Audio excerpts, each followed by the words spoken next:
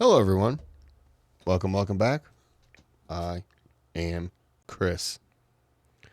What am I getting? Okay, sorry. So I just did the Lincoln's Tomb video. So I wanted to continue with this channel, grave exploration. So if you can click on that thumbs up, subscribe to the channel, helps me out. There's a little thanks button over here. Click on that, donate to the channel, request a video. Your name sponsors that video. All right. This is going to be a two-part video, unfortunately, because of the time. But be two 17-minute videos. Let's get into it. Abraham Lincoln always had a fascination with death. It stemmed from his earliest days and with the passing of his mother Nancy Hanks when he was 9 years old, and followed when he was 18 by his sister Sarah, who died in childbirth. In the years to come, he would suffer the losses of his first love and two of his own children. It infused him with a sense of fatalism that colored his very outlook. Before leaving for Washington in 1861, he told William Herndon, his law partner and future biographer, that he was certain he would meet some terrible end. 4 years later, when his prediction came to pass, a decision needed to be made about how to honor and remember the country's savior. It was decided that there would be a grand state funeral, the likes of which the country had never witnessed before, not even for George Washington. It would begin in the nation's capital. Then the president's body would be taken by train back to Springfield, Illinois, retracing the route he had taken in 1861. The train would travel more than 1,600 miles, passing through 400 cities and towns, and over 1 million people would come out to view the president's remains. Come walk with me as we journey through history in Lincoln's final homecoming.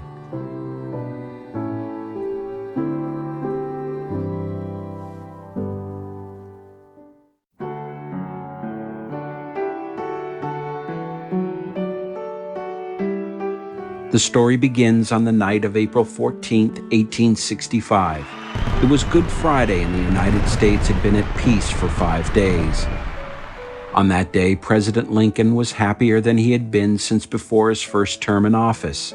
Some, including his wife Mary, said he was even giddy. His mood was in stark contrast to what it had been over the last 4 years of a seemingly unending civil war that had consumed the country so that the president once remarked that the very heavens seemed to be draped in black. During those years, Lincoln found comfort in the theater. He confided that there was something about being in a darkened theater where he was alone and yet with other people, who all shared in thrills and laughter that helped him to bear his cross. His critics viewed his theater-going as villainy and blasted him mercilessly for taking part in frivolous entertainments while men were dying on the battlefield. On April 14th, Mary insisted they go to Ford's Theater to see the comedy Our American Cousins starring Laura Keene, who was leaving the long-running show. However, Lincoln was not eager to go. With the nation reunited, he wanted to begin laying out the plans to rebuild, but he knew if he defied his wife's wishes, he would only be inciting her wrath. The Lincolns and their guests arrived at Ford's Theater at 8:25 when the play was in the middle of the first act. His attendance had been expected, and when his party made their way to the presidential box, the performance stopped, and the audience applauded and cheered as the orchestra played Hail to the Chief. The president bowed and took his seat beside his wife. On stage, the actors picked up the scene where they had left off, and the audience settled in for the rest of the performance. They all knew that it would be a night they would tell their grandchildren about, but none of them had any idea of the tragedy that was about to happen. As the play reached the third act, a shadowy figure crept along the dress circle toward the president's box. He had no trouble entering through the door as it had been left unguarded.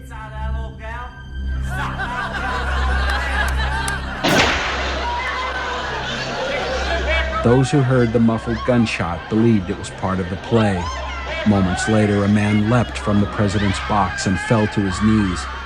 He stumbled to center stage, where he raised a bloody dagger above his head and cried, "Sic semper tyrannis," thus always to tyrants. As the dark-featured man limped off the stage, someone said that he looked like actor John Wilkes Booth. A murmur arose from the bewildered audience as many still wondered what was happening. Then a blood-curdling scream came from the president's box.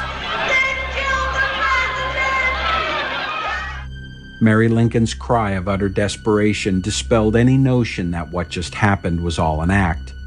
An army surgeon who was attending the performance was lifted into the box and discovered that Lincoln had suffered a single gunshot wound to the back of the head. Although the president was still alive, the surgeon declared his injury was mortal.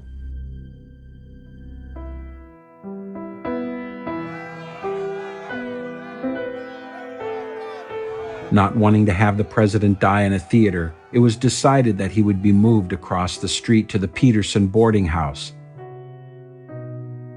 He was brought to a back room and stretched out diagonally on a bed that was too short for his 6'4" frame. And it was there 9 hours later that Abraham Lincoln, a man born in the wilderness of Kentucky, and who through the strength of his own will rose from humble clay to the highest office in the nation, drew his last breath. As his widow, nearly paralyzed with grief, was being taken back to the White House, she looked up at Ford's Theater and shrieked, "Oh, that dreadful house!" Lincoln's death put the country into deep mourning of a kind it had never seen before. It was unimaginable how someone with his strength could be snuffed out by a single desperate act. From the very beginning, it was understood that for a loss of such magnitude that was felt on a personal level by so many would require a funeral equal in greatness to the man himself.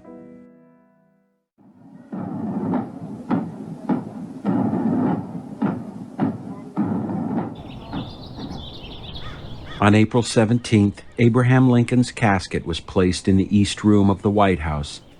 As the public was admitted the following day, the somber scene recalled a prophetic dream the president related to his bodyguard days earlier. He described that in the dream he awoke to the sound of great sobbing. Rising from his bed, he walked the deserted halls of the mansion in search of the source of such intense sorrow.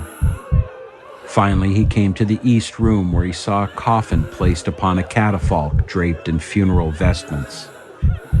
He asked a soldier standing guard who was dead in the White House. The president was his answer. He was killed by an assassin. The dream had disturbed Lincoln so that he slept no more that night. From the White House, Lincoln's coffin was conveyed up Pennsylvania Avenue to the Capitol building. It was accompanied by a massive procession that marched to the staccato roll of muffled drums. It was brought into the rotunda and placed beneath the newly constructed dome where he lay in state. Early in the morning of the 21st, the new President Andrew Johnson was at the train depot to see his predecessor off on his final journey. The funeral train consisted of 9 cars and an engine all draped in black. Over 300 dignitaries and friends would travel in escort. Mary Lincoln, still overcome with grief, would remain in Washington with both of her surviving sons. On the day he died, Lincoln had been scheduled to inspect a special train car built to carry him on official business. Never having had the chance to use it in life, it would now bring his coffin and the coffin of his cherished son, Willie, back to Springfield. Never traveling more than 20 miles per hour, the funeral train would stop in key cities along the way so that a grieving nation could view the remains of their fallen leader. The funeral train's first stop was at Baltimore, a city where 4 years earlier rumors of assassination prompted Lincoln's chief of security, Allan Pinkerton, to have the president-elect skip his announced stop and enter the city unannounced. The decision caused an immediate uproar, and critics of the new president called him a coward and suggested he wore a disguise to escape notice. But now, with death being the ultimate conciliator, he was welcomed as a martyred hero and savior.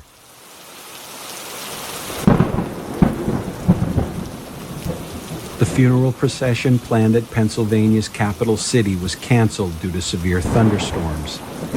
But despite the weather, thousands came out to view the president's coffin as it lay in state at the Capitol building. The next day, as the train passed Lancaster, Pennsylvania, an elderly gentleman stood with hat in hand at the rail depot to watch it go by. It was former President James Buchanan, Lincoln's predecessor, who 5 years earlier stood by in a similar manner as the southern states left the Union. I didn't know that. Wow. That's very nice.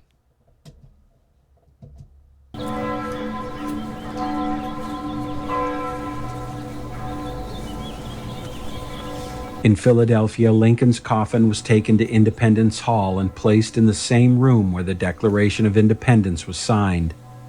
When the public viewing began early on April 23rd, the lines were miles long. By mid-morning, the crowds at 5th and Chestnut Streets feared they would not have a chance to see their martyred president and began surging forward. The crush of people resulted in dozens of injuries, but it did not discourage the public from coming to pay their respects.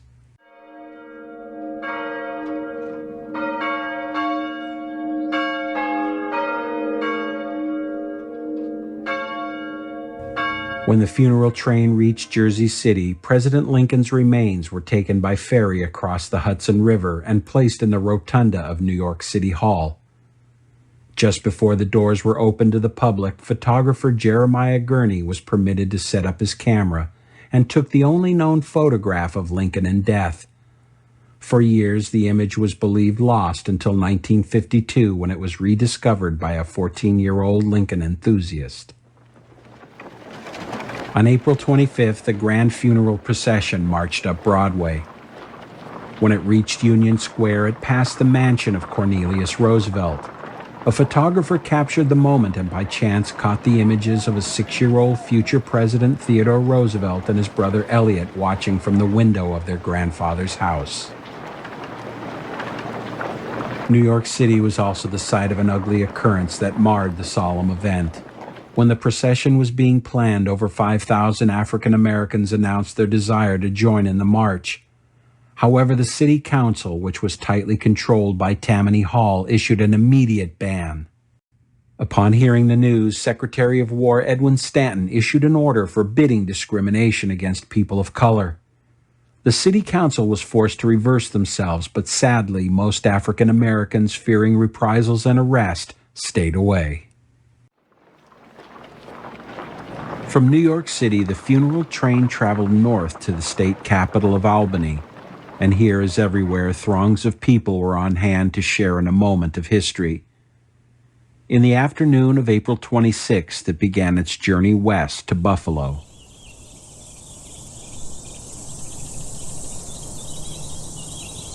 "360 miles away, while the funeral train was in Albany, President Lincoln's assassin, John Wilkes Booth, who had been on the run for 12 days, was cornered in a tobacco barn in the pre-dawn hours by a detachment of Union soldiers. Armed with carbine and pistols, he refused to surrender, forcing the soldiers to set the barn ablaze. Then a single bullet was fired at the assassin, striking him in the neck and partially severing his spinal cord. Booth was dragged from the barn, and as he lay paralyzed and dying, he asked the soldiers to hold his hands up to his face. His last words were, "Useless, useless." Hold his hands up to his face. Why? Useless. What did he think he was going to live? There would be no grand funeral for the dashing actor who thrilled so many on the stage. Good. His body would be brought aboard the ironclad USS Montauk, where it was identified before an autopsy was performed. It was falsely reported that he was buried at sea when in fact he was secretly interred at the old Capitol Prison in Washington, D.C., and then at the Federal Arsenal. Finally, in 1869, his remains were turned over to his family. He is buried in an unmarked grave within the Booth family plot at Greenmount Cemetery in Baltimore, where visitors leave pennies with the image of Lincoln.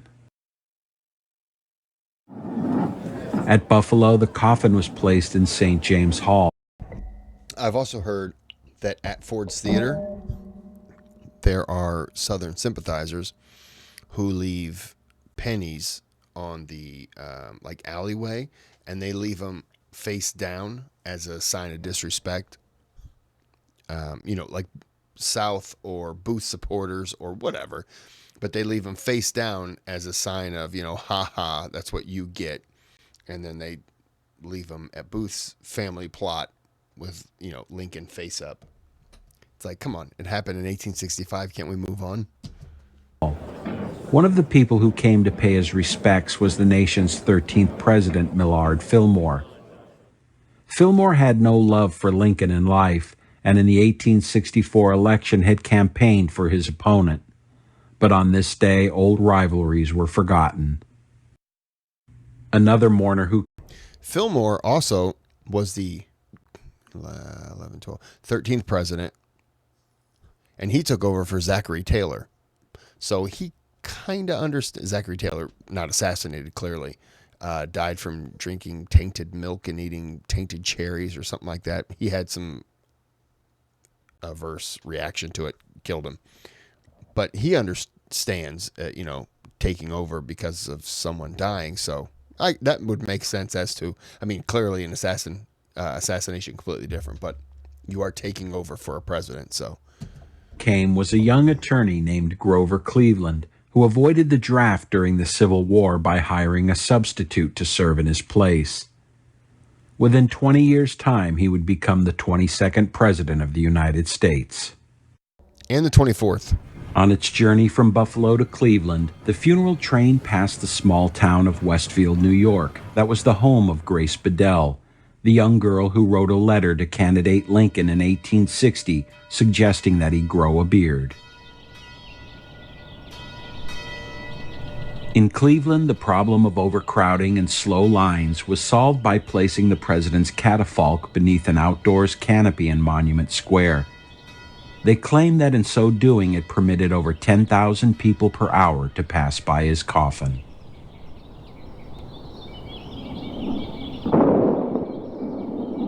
The citizens of Columbus greeted the slain president as a savior by tossing roses under the wheels of his hearse.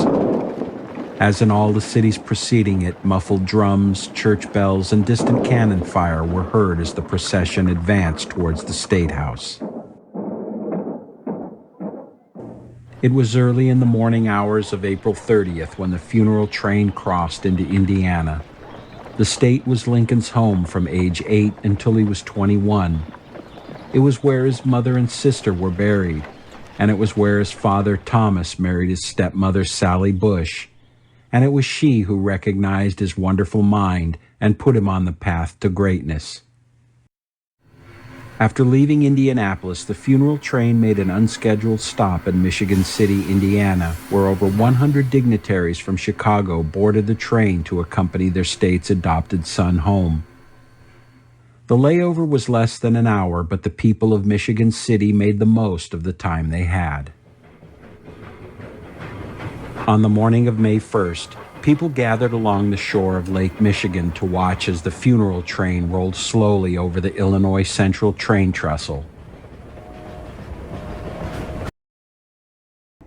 We're going to go ahead and stop it there. High of 94 tomorrow. Balls. All right, we're going to stop it there as we move on to Chicago. I'm surprised they're not also saying that every stop he was being wow, it's words. Re-embalmed. I almost said reinterred. He was getting embalming fluid just pumping through his body, and they think that's why he's kind of mummified in a way. Like his skin is kind of palish white and stuff like that. Like he just really got pumped with a lot of that stuff because it was the first time it had ever happened. Not the assassin, first time they'd ever embalmed someone so they could make the train ride back, and it wasn't an immediate one stop, to the next stop. So we're gonna go ahead and end it here. This is part 1. We will be back with part 2. Until next time, have a good day. Have a good night.